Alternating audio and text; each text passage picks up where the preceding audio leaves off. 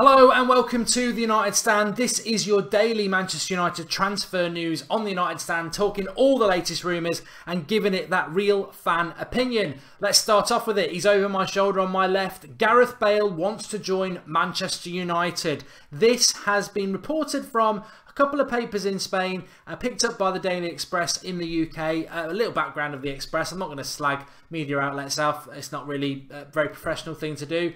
But if they were a Premier League club, I would put them down towards mid-table to bottom. I don't think there's a lot of credibility in this story. However, I did mention Gareth Bale on a show last week and said anything is possible with Manchester United, and that's one thing we should always consider when we're talking about any transfer deal. It's very easy to just be dismissive and say there's no way that deal will happen, and then you get instances like Pogba. You know, it's been proven with United over the last few years, especially, that they can do anything they want to do. And I think Champions League football under Jose Mourinho, we can do even more than we did last year, but we've got to get that. And that was part of this story. Gareth Bale has said that if Manchester United have Champions League football, he would be willing to join them this summer. Now, I know that Florentino Perez is a big fan of Gareth Bale, and the reality is that Real Madrid probably wouldn't want to get rid of him. But the story, not only with the Champions League angle, also says that Florentino Perez has become quite frustrated by Bale this year with the amount of injuries he's had, doesn't feel that he can trust him, and is ready to ship him on. But there's so many ifs and buts about this deal.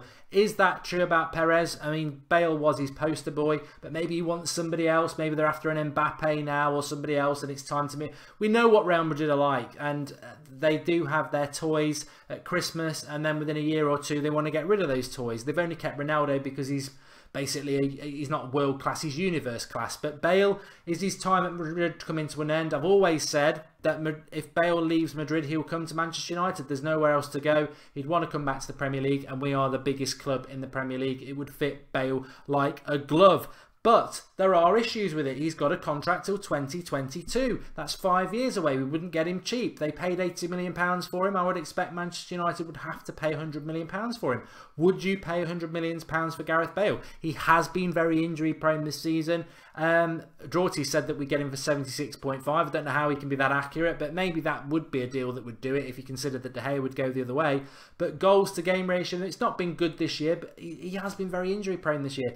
To be honest, if I was offered Gareth Bale, I would probably take him over Griezmann. As surprising as that may sound to some people, they're around the same age, but Bale is Premier League proven.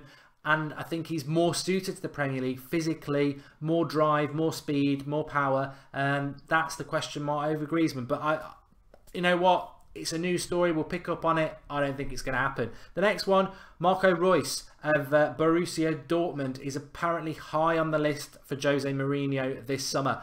It's come very left field. It's not somebody we've spoken about before. We have spoken about him in previous transfer windows, but certainly not under Mourinho. I'm quite surprised that it's come out, but I think we'll probably get linked to everybody at some point. But apparently this has come out since the Arsenal result, that Mourinho sees Reus as the sort of player he would want to come and replace Wayne Rooney. You're not going to get Bale and Reus because they are quite similar, left-sided players, can play anywhere across the front three positions, quick, got very good shots on them. Bale would be the better choice, but as a backup, Reus wouldn't be too bad. He's older than you think though. He's 28 in May. Again, he's had his injury problems as well. How much would Dortmund sell him for? Well, he's not on such a long contract as Bale, 2019 compared to Bale's 2022, as I said. So Dortmund would be looking to get him on a longer deal probably this summer, or looking to move him on. Probably get him for about £50 million as well. Keep an eye on it. It's one of interest. It's not a player that we've been linked to. To be honest, we've been linked to players before from Dortmund and took players we didn't expect. Kagawa, Mkhitaryan.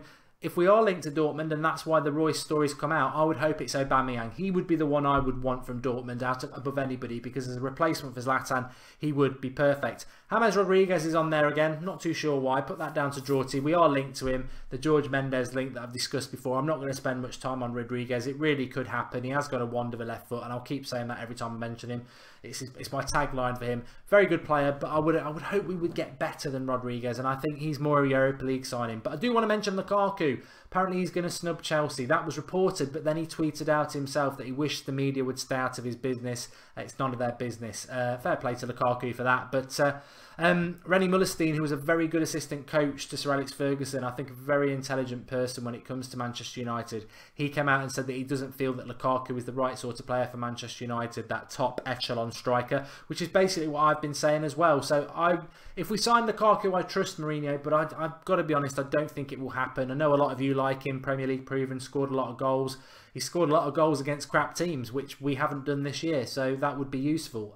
Again, I think he more falls into that Europa League strategy than if we've got Champions League football. I would think we'd be looking for somebody a bit higher up in world football when it comes to strikers.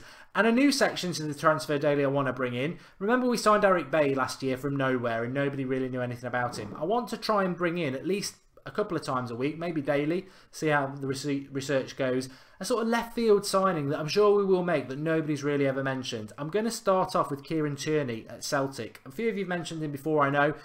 Left back, he'll be 20 in June. He's contracted at Celtic till 2021, but being from Celtic, we're not going to pay £40 million for him. I think you'd probably get him for about £20 million. Raving reviews about him. He is playing in the Scottish League. It is a pub league, but he is a player that stands out and has been mentioned with a move to the Premier League.